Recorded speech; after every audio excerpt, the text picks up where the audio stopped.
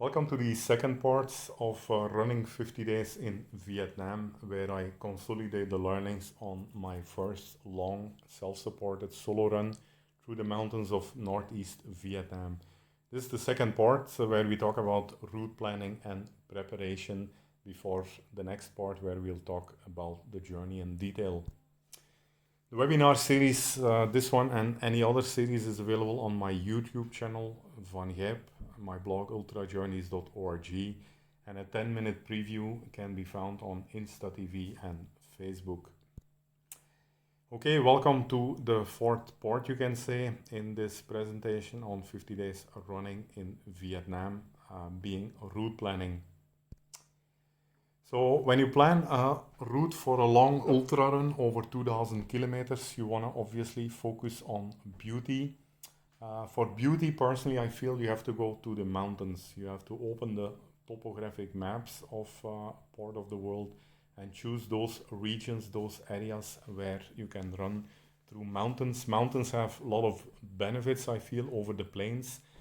One, of course, is the mental stimulation. I mean, running on a flat plain for 2000 kilometers is not going to be very exciting or very mentally stimulating, as the landscape will always be flat and you're not going to see much changes. In contrast, when you run in the mountains, you will always run in a valley or on a ridge, and you will always cross over to the next valley, turn off the next valley, and the landscape that opens up is always new, actually. Mountains are very beautiful because there will be less encroachment by people, except for step plantations, which you can see in the picture here. In some places you will even have untouched virgin jungle, but in the mountains you will not find big cities, as the terrain makes it more inhospitable for people to put up big settlements there. So you're basically getting away from modern day civilization and running in untouched, beautiful nature. Climate, of course, is much better in the mountains. At a higher altitude it will be less hot and humid, and it will also be very peaceful away from the plains where you might have bigger roads and highways. Okay, so looking at my first long ultra, self-supported ultra run, I was looking at the map of Southeast Asia. I was planning to pick any beautiful region there. So switch to Google Terrain Maps here, visible on the screen, and was basically looking at countries to fly to where I could run for a couple of months, a couple of thousands of kilometers in the mountains. You can see the mountains and the plains are clearly different here. The plains are flat and the mountains are showing that elevation, that topography on the terrain map. So you can see Laos has a beautiful range of mountains north of Laos. Mid and North Vietnam has options. Then we have Thailand, the northwest of Thailand, and then of course the east of Myanmar. So when I planned this journey, actually originally I think I was planning Myanmar, but in 2018 there was some civic unrest and ethnic cleansing going on, so I changed my destination finally to the northeast mountains of Vietnam, north of Hanoi there, close to the border of China. One other benefit of Southeast Asia, I would say, compared to, say, the West, is that, less developed. That sounds a little bit like a racist terminology. I would think it's much more naturally, beautifully preserved. The nature is less developed in the sense that there's less concrete, less highways, less big cities, less electricity lines, and a lot of other human encroachments. You can still run into beautiful nature there with small farming hamlets, friendly people who have not been corrupted by the modern day development. You'll experience a lot of hospitality in those small hamlets you run through. You still see a lot of agriculture there rather than industries. Cost of living is quite cheap. The price of a meal in the mountains is really cheap compared to the cities. And of course, the mountains as a whole always give a better place to run into. When you look at northeast Vietnam, we have quite a few provinces there. The mountain provinces are the Lao Cai, Hai Yang, Cao Bang, Tuyen Quang, and Bac Cang, which I missed out here. So my journey actually was focused on those 5 provinces. Beautiful backcountry trails and treks which connects thousands of hamlets in these 5 provinces. Again, I mean, most people who travel, this is something depressing, I must say. Anywhere you go, the Himalayas, the Sahyadris, Vietnam, Thailand, everybody lands in the capital. Say in Vietnam, they land in Hanoi, they check into a hotel or a hostel, and then they go for guided tours. The guided tour will take them to only touristic places like Sapa, like Long Halong Bay, and all these places. And people will actually not see the untouched, beautiful, remote places of Vietnam. They will all go along with hundreds and thousands of other tourists in places which have been corrupted by tourism, corrupted in the sense that people have become commercial, have lost their humanity, and you're just seen as a business target. You're not seen as a guest anymore. So avoid these touristic and commercial places. The 2000 kilometer I did in Vietnam, I hardly saw two foreigners, two other travelers, one on a mountain bike and a small group on a couple of damaged bikes in two remote places along the way, which also looked a little bit like self-supported explorers.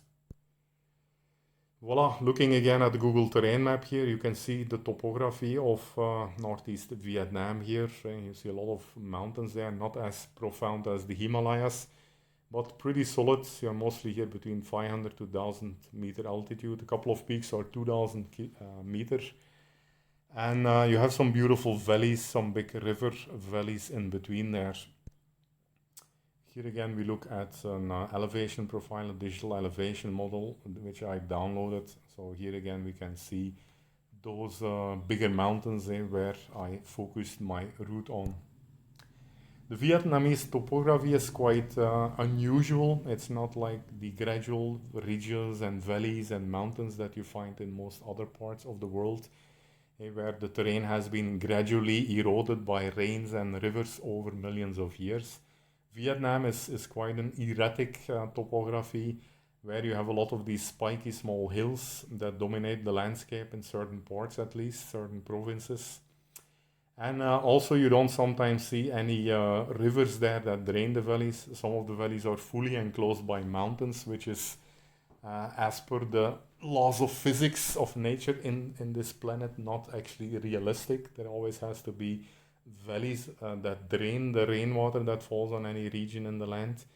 So, but in case of Vietnam, the underground is quite made out of soft stone, I guess. And there are a lot of underground caves that drain the water from these enclosed valleys. Here you can see that unusual relief on a terrain map. On the top right, you can actually see a gradual relief, right? You can see mountains, ridges, valleys, which have been formed over history by water erosion. On the bottom left here, you can see like a wrinkled piece of paper almost, where you don't have profound valleys eroded over time by water, but you actually have a very unusual topography, which I've not seen anywhere else in the world yet, except for Vietnam.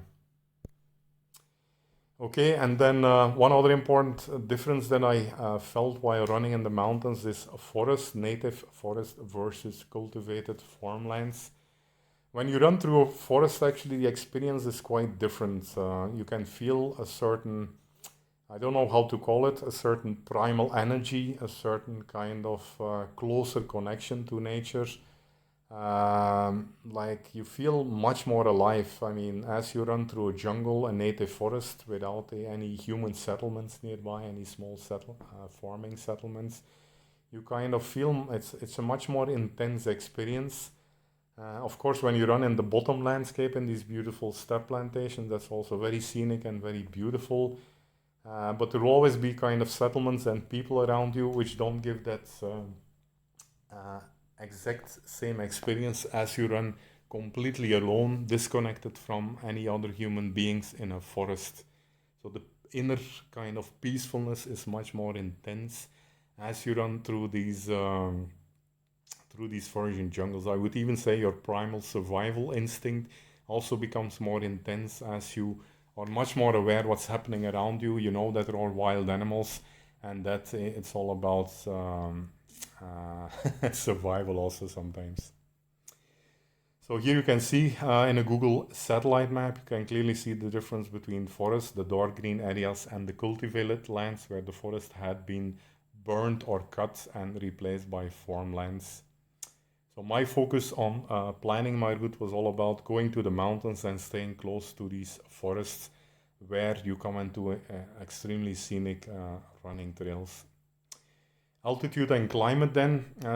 Southeast Asia is pretty uniform, I would say, whether you're here in the Western Ghats of South India or whether you're running in the northeast mountains of Vietnam, you're in a tropical climate. You have the monsoon, you have the similar altitudes, you have pretty hot tropical climate as you go below 500 meters towards the plains. And you have a pretty present climate as you go somewhere between 5 to 2000 meters.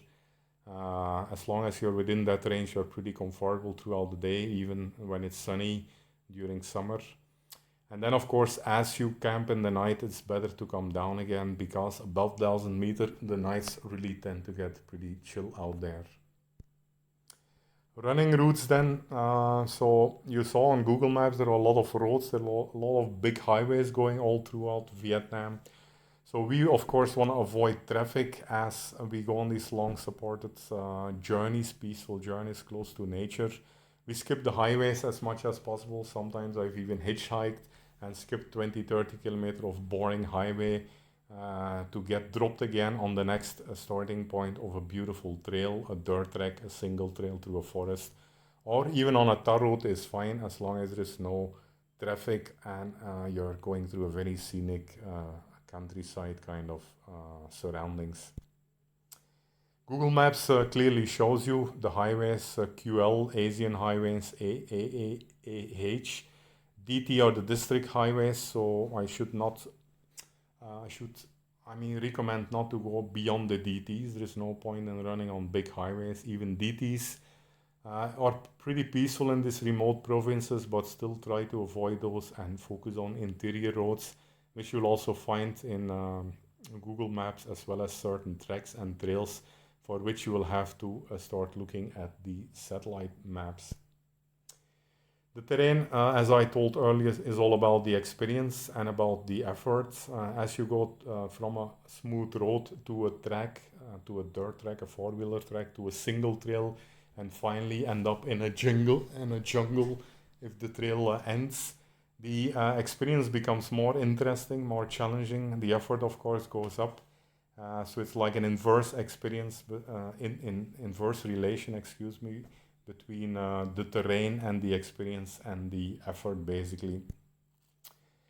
Google My Maps. So one application which I used both on desktop and on the mobile is Google My Maps, which allows me to carry along with me my maps, the maps that I had drawn, covering the roads as well as the roads which are the trails which are not present on Google Maps but which I had traced on satellite maps.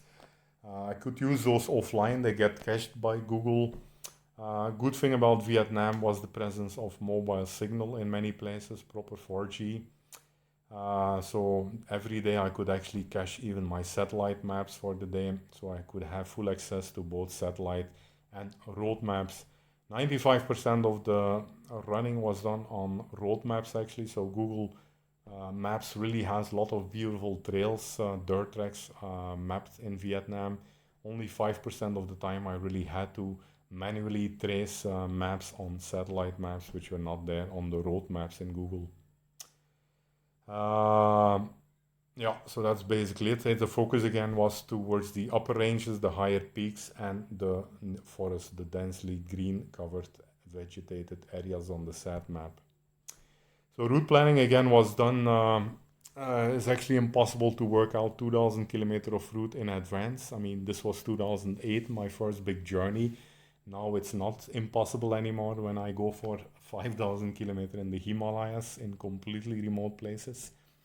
So but this was my first exercise of putting a huge route together, and of course that took quite a few weeks actually to look at satellite maps of an unknown country here, an unknown region, mark all these places on the sat map, create a big Google My Map where I had all these trails nicely consolidated, at least a high level network. And then every day while I was running in Vietnam, I was zoom into a certain region and plan the actual routes, downloading the satellite maps, looking at the satellite maps of that specific region day by day to make the effort more manageable.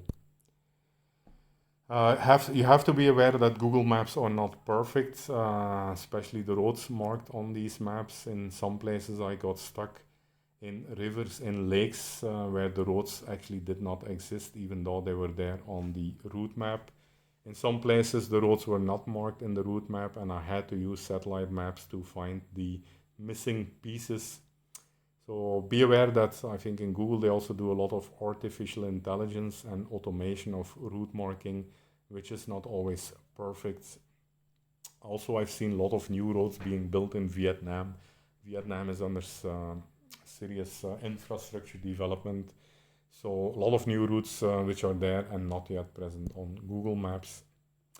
Next part is about preparation then. So here a couple of slides. So when you plan for a long journey to a remote place, obviously there are a couple of things you have to take into planning in advance. One is of course your flight planning. You have to identify an airport nearby your start and your ending point of your journey. In my case, that was Hanoi. I booked my flight tickets some 2-3 months in advance to get cheap rates. Booking it just a week in advance would be very expensive. In this case, you also need a visa. Visa in Vietnam is quite easy as they promote tourism. So an e-visa is just about 3 days and $50. Apart from then reaching the main town, you also have to plan the local commute through trains or buses, which was again pretty easy. There was like online booking facility available here. Mobile networks is important to be connected, both to communicate back home to your home base, keep your people updated where you are, as well as to have access to online maps. You cannot download all the satellite maps in advance. Currency again has to be checked in advance. Vietnamese currency is quite interesting. It's a 1 by 350 ratio, a rupee versus a Vietnamese dollar. So you pay in hundreds of thousands and millions there when you go to the ATM. Language, of course, is a challenge. You cannot really speak the language. People don't talk English in this place. They were ruled for a long time by the French, but even the French is not really much used language over there. It's also good to know your festivals and the season in your destination country, as the seasons, the weather, of course, have a big impact on route planning, as I also covered in my self-supported webinar in the Himalayas, even more as you go to higher altitudes. Festivals are quite interesting as you can include these during your journey, touching those places where a certain festival date is present so that you can soak up in the local culture. The luggage here, it's all, as a runner, it's all about weight versus schedule. You're either gonna reduce the weight or you're gonna increase your shelter. So you're either gonna be running more comfortably during the day with less luggage, less weight, or you're gonna be sleep more comfortably in the night, cold, rainy nights, with more shelter and more protection. So you have to go for a careful balance there. As an ultra runner in the mountains, you cannot carry too much of weight with you. So you take it easy on the clothing. I did not in this trip carry a second set of clothes, just one dry fit t-shirt and shorts, one pair of shoes, one small shelter. The main compromise here as a runner was to have a basic shelter, which is basically one sleeping mat of 500 gram. I cut the bottom of a tent. I could absolutely not run with a tent, so I just cut the tarpaulin from the base, enough to protect me from the cold night and the rains in the nights, and then a small tarpaulin sheet, of course, to sleep on to protect myself from the cold underground. Then, of course, your maps and navigation. So your mobile phone, your power bank, your chargers are important. So because you completely depend on your phone. Battery backup is important as part of that. You're also using the phone for documentation, for blogging, for taking thousands of photos, which drain the battery. Night has to be planned. You carry a torch. You don't want to be stuck in the dark without any light. And then food ration, again, I'm pretty good at managing with water and food, so I never actually carry food with me, except for a couple of energy bars or a couple of buns, snacks in the shop. Really, the actual meals, breakfast, lunch, and dinner are taken along the way as you run through certain small hamlets. Backpack then, again, a running backpack has to be small. I choose a 15-liter backpack, which is already a little bigger. Not enough space for all my stuff, so tarpaulin sheets, light and bulky stuff, mats can be attached to the outside, so make sure you have proper straps. It has to be sturdy and fit very well as you run. You cannot have a bouncing backpack on your back. It needs to attach very well to your body. It needs to be either rainproof or you need a rainproof cover to keep your electronics and your night sleeping gears, your sleeping bag, your extra warm jacket dry when it rains. Shoes, of course, has to be very solid. You could run minimalistic possibly, but again in the mountains with rainy weather, with this kind of rocky terrain, bad terrain, with inclined hills, a minimalist kind of chapel, which would be my first preference, is not going to survive very long. So unfortunately, you don't have another choice than to go for good trail shoes. Three things here. You need to have like a breathable shoe that quickly dries when it gets wet or slushy, and it will get wet in some times when it rains and rains for days and days, when you have to go through streams in the forest. It has to have a good sole to prevent major impact on your knees and ankles over 2000 kilometers of running. And of course, you need to have a good sole that gives you good grip on trails in the mountains as you climb up and down. Very important thing is also it should be free. In general, I think a shoe is a very bad thing. It's an unnatural thing that squeezes your toes and your feet and basically screws up your natural running form. So if you go for a shoe, make sure it's a wide foot shoe that your feet can properly expand over these long running distances. Clothing then, it's all about dry fit and breathable clothing that will be comfortable in hot, humid weather, in rains, that will quickly absorb the weather, that will allow you to jump in a stream and quickly dry again. It doesn't get dirty, it doesn't start stinking when it's wet, like when it's sweaty like cotton. And so it's basically perfect for all kind of weather situations. Mobile network, Vietnam is amazing in the sense that you have a number of pretty good networks there with good coverage, even in the mountains.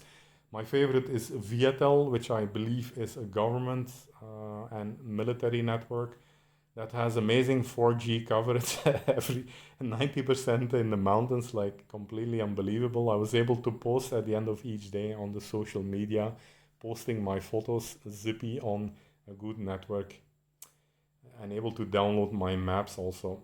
So mobile network is pretty nice. You have like a monthly plan, 100,000 Vietnamese dong, which is around 300 rupees, 2 megabytes per day, which was amazing those days. And we're talking about uh, the pre-modern days here, where Geo did not exist yet. So these are like amazing speeds. I could daily map my cache and basically communicate with WhatsApp to my home base. Expense again, I remember it's a 1 by 350 ratio with the Indian rupee. So travel expense is nil. I always ran by myself in between skipping the highways. I jumped sometimes with some hitchhiking on a bike. Buses there, you don't see too many buses going around like in India or in the Himalayas. Stay Zippo, I never stayed in a lodge or a hotel. And then, so the only food expense is food, which is around 250 rupees per day, to 7,000 rupees in a month. The monthly sim, 300 rupees. The hotels, okay, and a couple of days I was picked up by the Vietnamese police and forced to stay in a hotel where you have to check in and enter your registration details. You're running in a communist country here, so sometimes the police gets a little suspicious when they see a Westerner running in the remote parts of their communist country. And then in the hostels in Hanoi, where I entered and exited the country, it's again cheap at 300 rupees. Apart from that, of course, the main expense is your visa and your flights, commute, not the actual journey. Of course, the travel overhead becomes very minimalist as you go for a 2 month journey. Thanks for watching this section on route planning and preparation of running 50 days in Vietnam. Check out the whole webinar as well as many other interesting webinars on my blog ultrajourneys.org. And don't miss out the next part where we'll be talking about the actual journey